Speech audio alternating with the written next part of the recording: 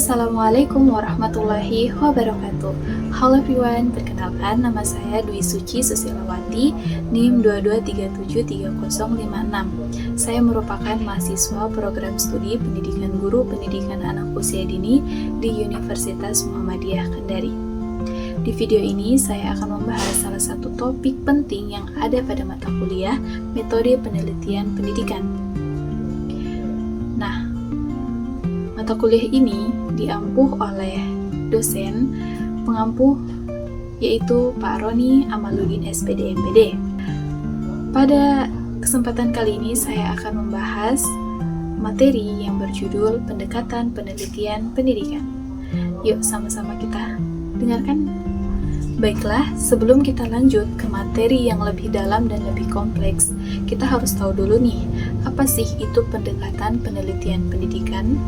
Jadi, pendekatan penelitian pendidikan adalah cara pandang atau kerangka berpikir yang digunakan oleh peneliti dalam merancang dan melaksanakan penelitian di bidang pendidikan.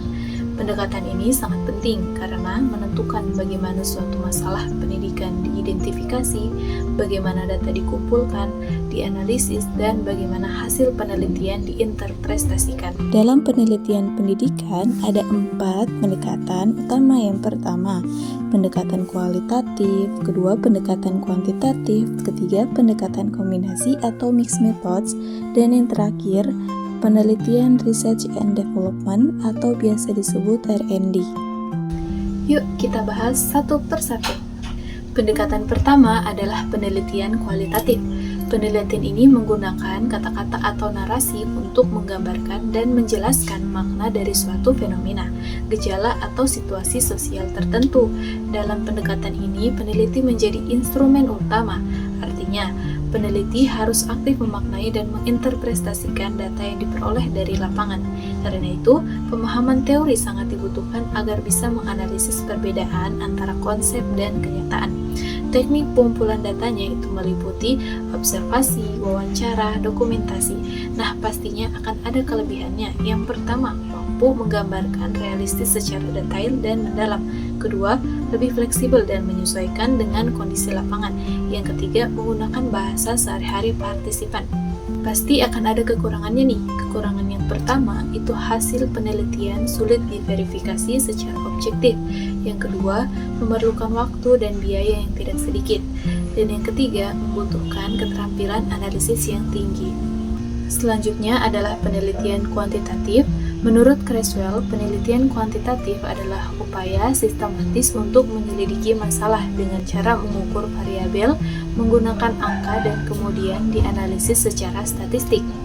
Nah, teknik pengumpulan datanya ini berupa angket, tes atau ujian, dokumentasi, atau wawancara terstruktur.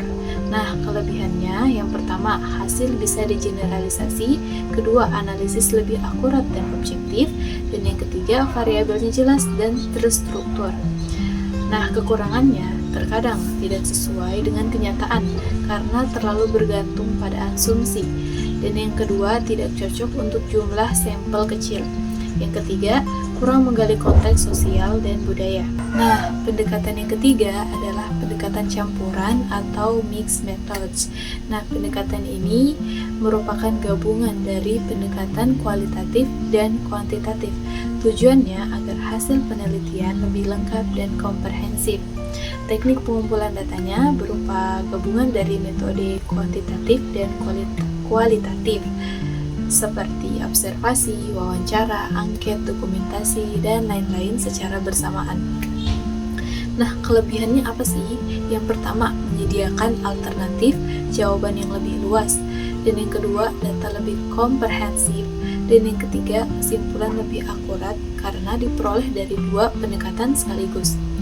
Nah, kekurangannya itu yang pertama, membutuhkan waktu dan biaya lebih besar, dan yang kedua, proses analisis lebih rumit, dan yang ketiga, peneliti harus sangat teliti dan terampil memadukan kedua pendekatan tersebut. Pendekatan yang terakhir adalah pendekatan research and development atau biasa disebut pendekatan R&D.